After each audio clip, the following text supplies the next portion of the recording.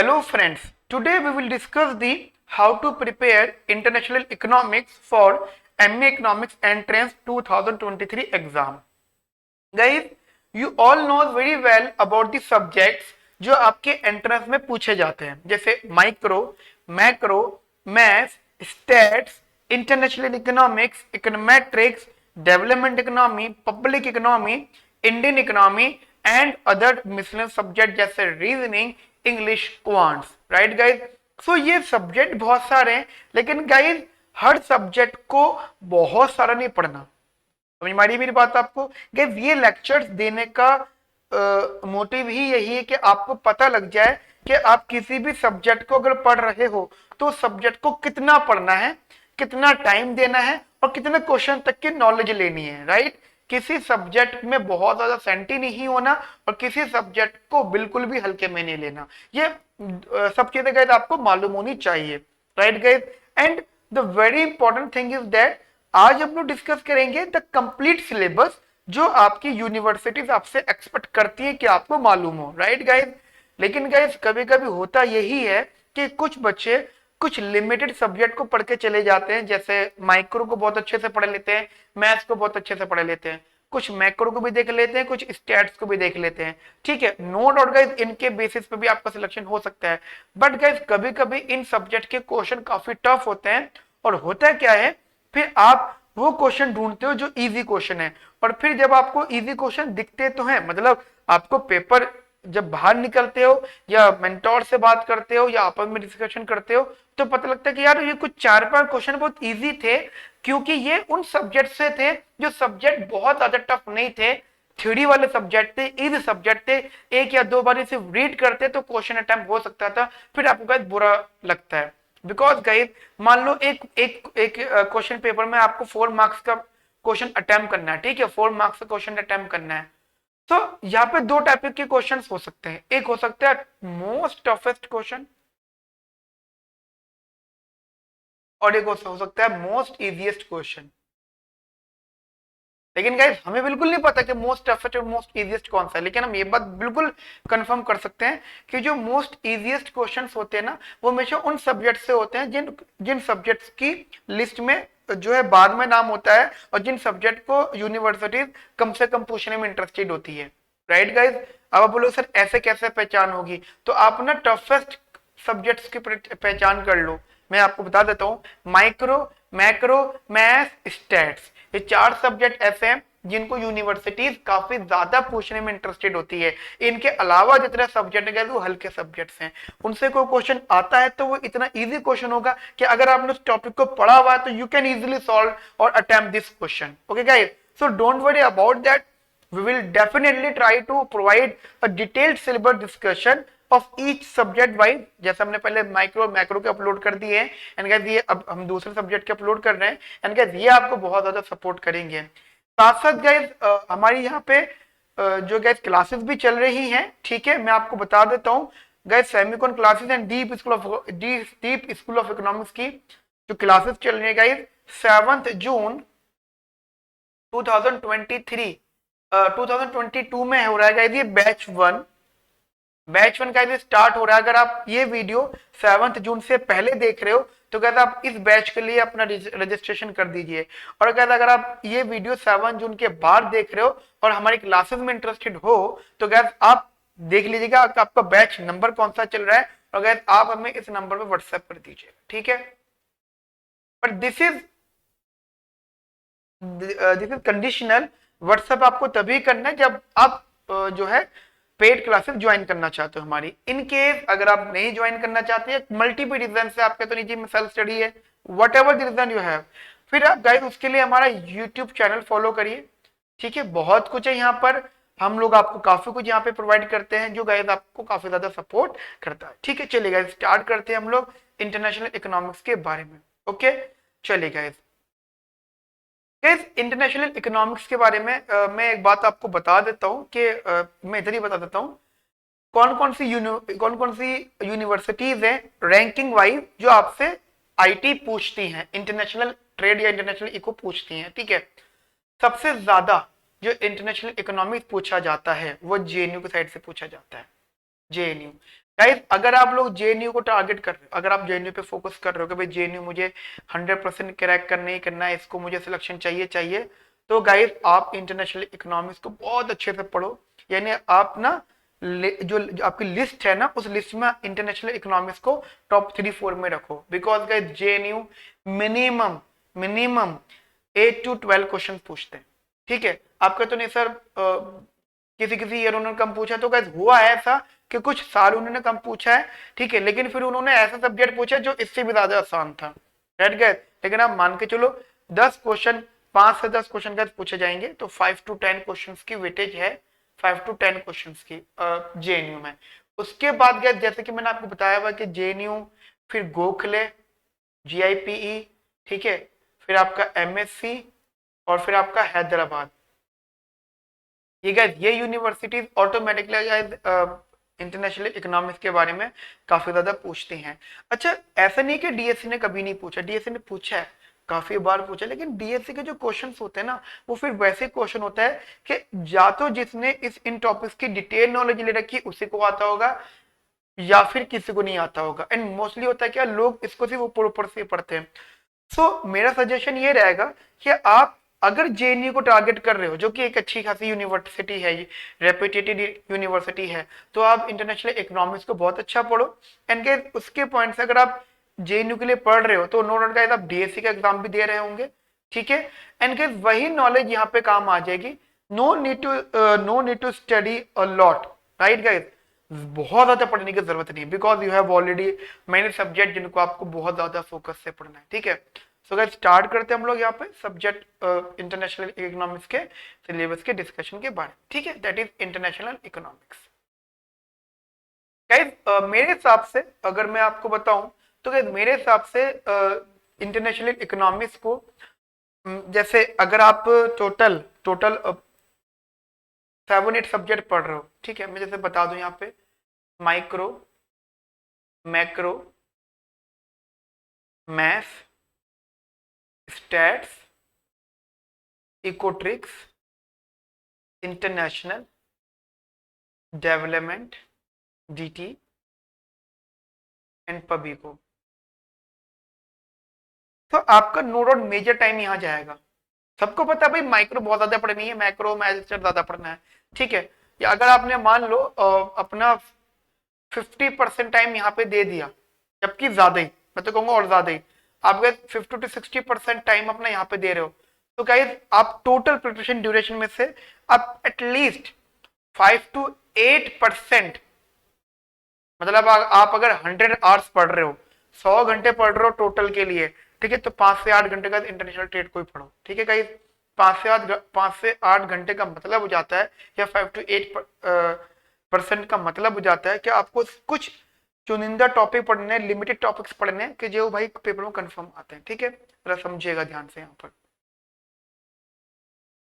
पहली बात तो आपको एक ही बुक फॉलो करनी है। अगर मैं बुक के रेफरेंस की बात करूं, you have to focus on only one book, that is Paul Krugman, ठीक है, पॉल क्रूगमैन। ये बुक गाइस काफी है इसके लिए, पॉल क्रूगमैन काफी इंटरेस्टिंग बुक रहेगी, राइट, ओके। अब जनरली आप समझिएगा, आपको दो थ्योरीज के बारे में पढ़ना है, जैसे कि मैं आपको बता देता हूँ गाइस। तो गाइस दो थ्योरीज चलती है हमारी इंटरनेशनल इकोनॉमिक्स में, ठीक है। एक चलती है ट्रेडिशनल थ्योरी, मैं आपको थोड़ा सा समझा भी रहा हूं और ये भी बता रहा हूं कि कौन कौन सी चीजों पे फोकस करना है। Traditional theory and modern theory, ठीक है। Traditional theory and modern theory. Traditional theory is basically known as old theory and this is known as basically new theory, right guys. Classical केंट्स की तरह बात नहीं कर रहे हैं हम लोग, जनरल डिस्कशंस कर रहे हैं। ओल्ड थ्योरीज में गाइस आपको सिर्फ 4 मॉडल्स के बारे में स्टडी करना है और सिर्फ उनको जस्ट बेसिक लेवल पे पढ़ना है। No need to study in a very deep level, no guys. Focus basically बहुत हल्का हल्का फोकस करना है, आपको चीजें समझ में आ जाएंगी and easily you can attempt the question in your exam. तो first is Ricardian model. No doubt Ricardian model is important in what sense, basically वो लोग आपसे क्वेश्चन पूछेंगे और क्वेश्चन गाइस देखो समझना, वो क्वेश्चन करेक्ट होगा कंपैरेटिव कॉस्ट एडवांटेज पर। और ये चीज गाइस हमेशा इंपॉर्टेंट है, comparative cost advantage, note guys एक एब्सोल्यूट कॉस्ट एडवांटेज। अगर आप देखें, अगर मैं इसको साथ में कर देता हूं, एब्सोल्यूट, ये दोनों का अलग कंसेप्ट है, ठीक है। मैं अगर इसको अलग एक काम करता हूं, मैं इन दोनों को अलग अलग लिखता हूं।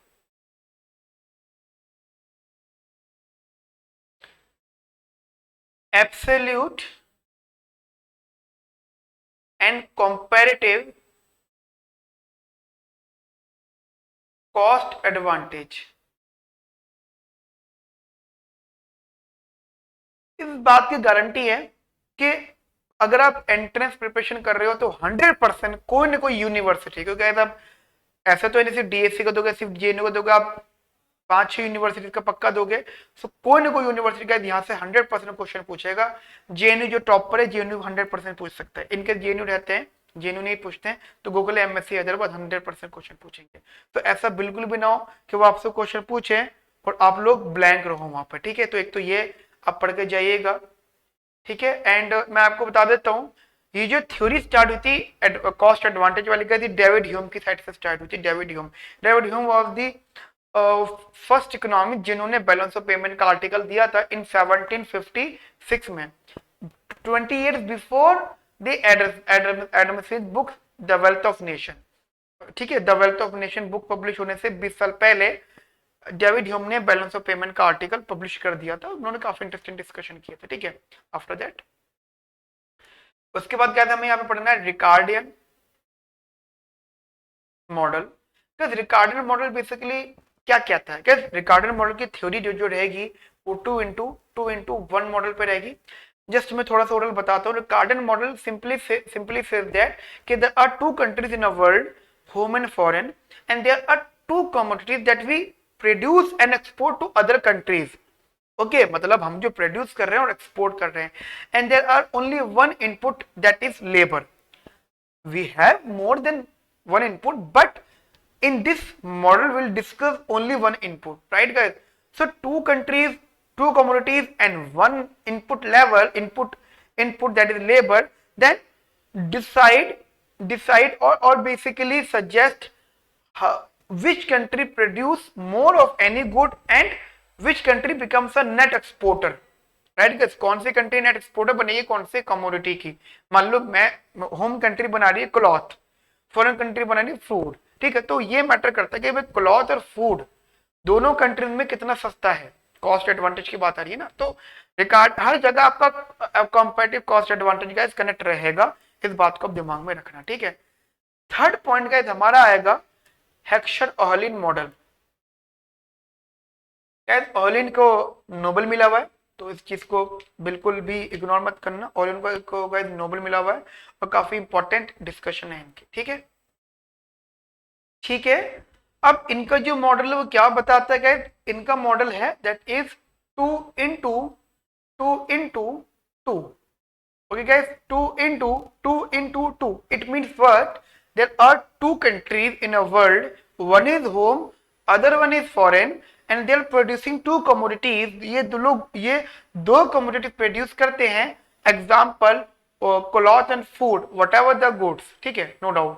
And they basically used two types of inputs, one is labor, other is capital, right guys?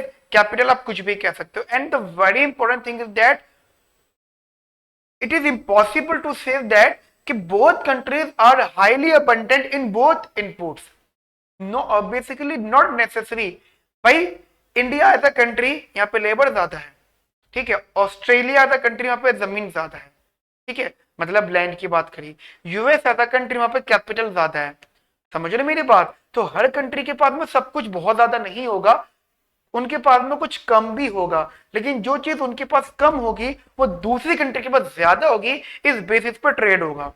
That means what?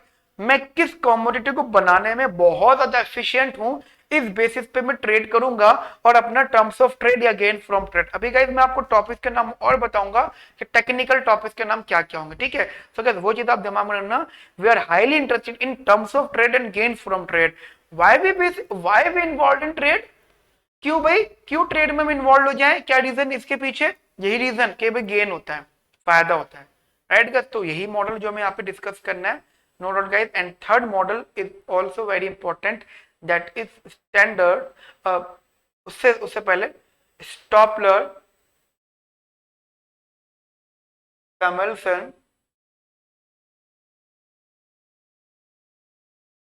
समेल्सन model,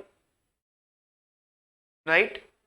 guys ये मॉडल क्या बताता है, ये मॉडल बताता है 2 into 3। It means what?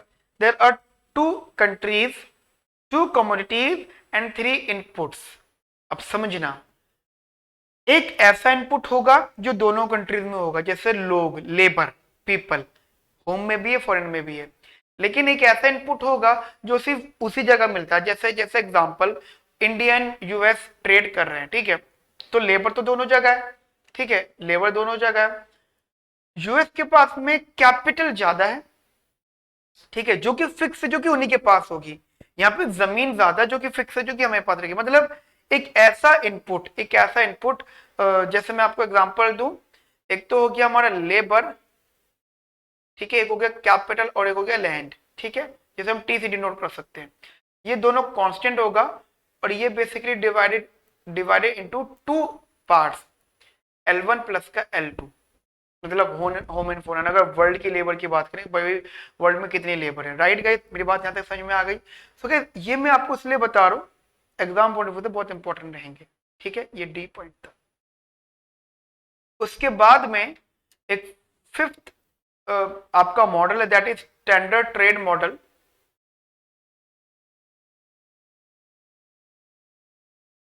And guys ये मॉडल बहुत ज्यादा इंपॉर्टेंट है, बिकॉज इस मॉडल के अंदर आप टर्म्स ऑफ ट्रेड का डिस्कशन करोगे, ठीक है। इस मॉडल के अंदर आप लोग टर्म्स ऑफ ट्रेड का डिस्कशन करोगे। मैं आपको शॉर्ट में बता देता हूं, टर्म्स ऑफ ट्रेड का मतलब होता है कंट्री की इनकम अपॉन कंट्री के एक्सपेंडिचर्स। अब आप बोलो सर ये फॉर्मूला कहां लिखा था, मैं आपको बताता हूं, that is price of export upon price of import.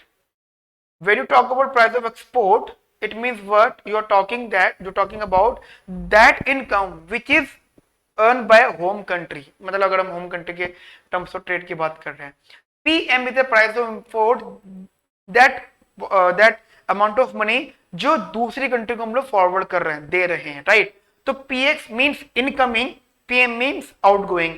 In case price of export बढ़ता है तो ऑटोमेटिकली इनकम बढ़ेगी और टर्म्स ऑफ ट्रेड इंक्रीज करेगा। और इन केस अगर प्राइस ऑफ इंपोर्ट कम होता है तो तब भी तो ऑब्वियस बात है कंट्री का एक्सपेंडिचर कम होगा, तो गाइस हमारा टर्म्स ऑफ ट्रेड बढ़ेगा and vice versa. Are you with me here? मैं मान सकता हूं आपको चीजें समझ में आ रही हैं अच्छे से, फाइन। आगे बात करते हैं। गाइस दिमाग में रखना ये सब चीजें जो मैं अभी आपसे डिस्कस कर रहा हूं, रिकार्डियन मॉडल, हेक्सर-ओलिल मॉडल, स्टॉपलर-सैमुएल्सन मॉडल, ये नाम बताएं जब आप पढ़ रहे हो, इनकी गई अजम्पशंस,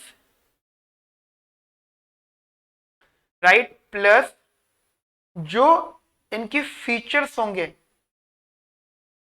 प्लस इनके डायग्राम्स इन केस अगर हम वहां पर हैं, प्लस इनके क्रिटिसिज्म्स। ये 4 चीजें आपको बहुत अच्छे से पता होनी चाहिए, बिकॉज गाइस ये एग्जाम पॉइंट ऑफ व्यू से बहुत ज्यादा इंपॉर्टेंट होती है, ठीक है बेटा। So this is the traditional theory concept जो एग्जाम में पूछा जाता है। Now we are talking about the modern trade, ठीक है, वो भी पूछा जा सकता है, modern trade theory.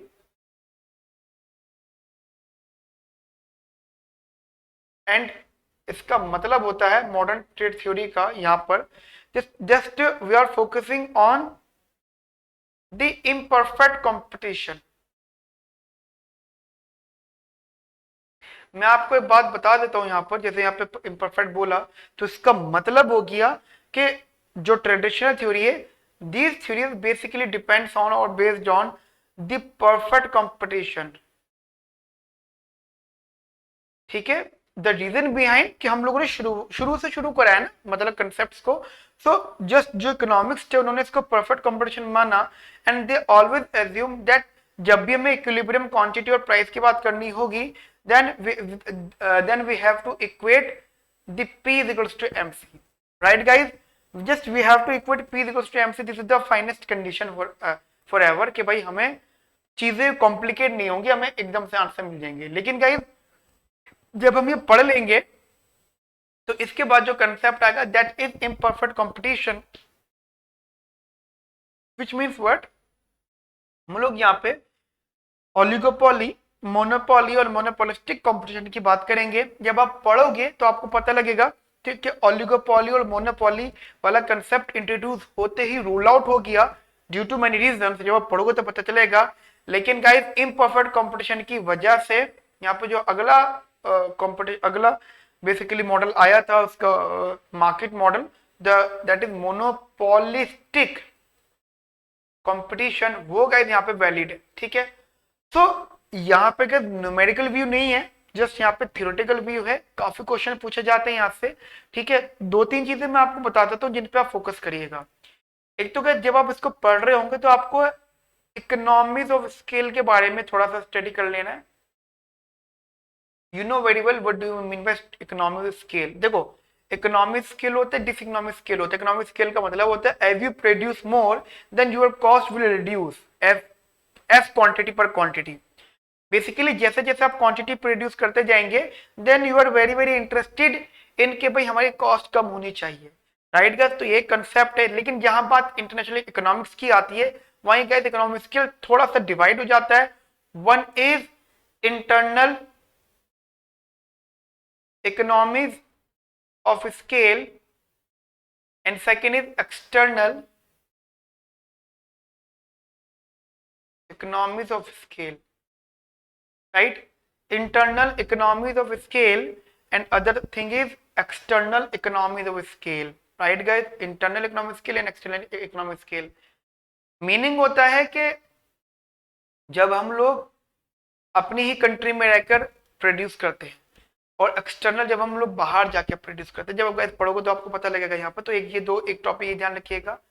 Second guys intra, ये बीच में ही आएगा, इनके इंटरनल इकोनॉमिक स्केल में ही आएगा बट मैं अलग से लिख रहा हूँ। Intra and inter industry trade. Just मैं आपको छोटा सा ओवरव्यू दे देता हूँ।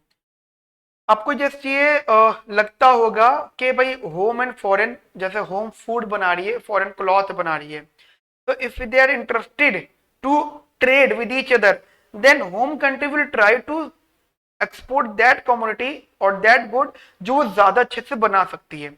मान लो फूड, वो फूड अच्छे से बना सकती है। देखो होम कंट्री फूड और क्लॉथ दोनों बना रही है, फॉरेन कंट्री फूड और क्लॉथ दोनों बना रही है, but they are specialised in that good जहां से उनको बेनिफिट हो रहा है, जहां से उनको गेन हो रहा है, राइट? इतनी बात तो समझ में आती है। अब अगर home and foreign opposite goods export import कर रहे हैं, जैसे होम अगर फूड बना रहा है तो फूड एक्सपोर्ट कर रहा है, फूड अगर अच्छा बना रहा है तो फूड को एक्सपोर्ट कर रहा है, और वहां से क्लॉथ इंपोर्ट कर रहा है, वो क्लॉथ खुद भी बना रहा है, राइट? मतलब जो वो कमोडिटी अच्छी बना रहा है उसको वो एक्सपोर्ट कर रहा है, जो वो कमोडिटी बुरी मतलब कम बना रहा है उसे वो इंपोर्ट कर रहा है, राइट गाइस? यानी क्लॉथ टू फूड और फूड टू क्लॉथ अगर ऐसा होता तो this is known as inter industry trade, right guys? Inter industry trade कब? जब cloth to food, food to cloth, यानी एक कमोडिटी हम बेच रहे हैं तो दूसरी मंगवा रहे हैं, ठीक है? वहीं अगर यहाँ पे उल्टा हो जाए कि cloth to cloth and food to food, अब आप बोलोगे सर ऐसा मतलब, तो मैं आपको एग्जांपल देता हूं कि लेदर शूज इंडिया से फॉरेन एक्सपोर्ट हुए, ठीक है, और वहां से स्पोर्ट्स शूज आ गए। अब कहने के लिए shoes is a commodity, shoes is the same commodity, but there differentiation between the commodities. कोई पूछे क्यों, तो पहली बात तो आप इसे बोलोगे इंट्रा, एंड इंट्रा का मतलब यहां पे डिफरेंशियल प्रोडक्ट्स की बात होती है, ठीक है? डिफरेंशियल प्रोडक्ट्स की बात होती है कि यहाँ पे भाई हमारे डिफरेंट टाइप्स ऑफ कम्युनिटीज हैं, राइट गाइज। यहाँ तक मेरी बात आपको समझ में आ गई अच्छे से, तो गाइज इस चीज को आप अपने दिमाग में रखिएगा, ये काफी इंपॉर्टेंट रहता है, ठीक है। अब गाइज मैं आपको कुछ मैं आपको कुछ टेक्निकल वर्ड्स बता रहा हूँ, जिन वर्ड्स को जब आप पढ़ रहे होंगे वर्ड को ध्यान देना, और जहां जहां ये वर्ड आता है फिर उस पैरा को अच्छे से पढ़ना, ठीक है। तो very important words are basically gains from trade और gains from international trade, right guys. पहला वर्ड इस पे ध्यान देना, सेंटेंस या वर्ड। दूसरा टर्म्स ऑफ ट्रेड, ठीक है। Third very important, that is international eco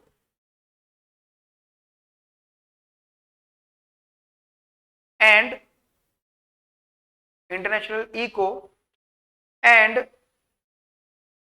economic development,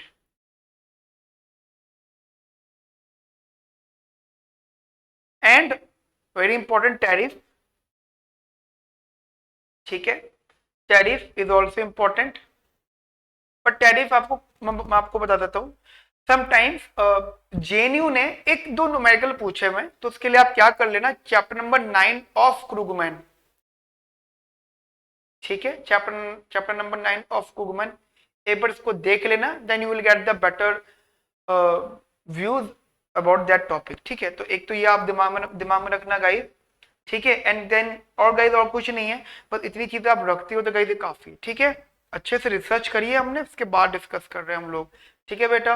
so these are the whole concept of international economics जो आपको फोकस करना है। एंड उसके साथ साथ जो मैंने आपको यहाँ पे बता दिया था, if you are interested in our paid classes then please WhatsApp, if you basically watch this video before 7th of June 2022, मैं रिपीट कर रहा हूँ 2022 7 जून, ठीक है।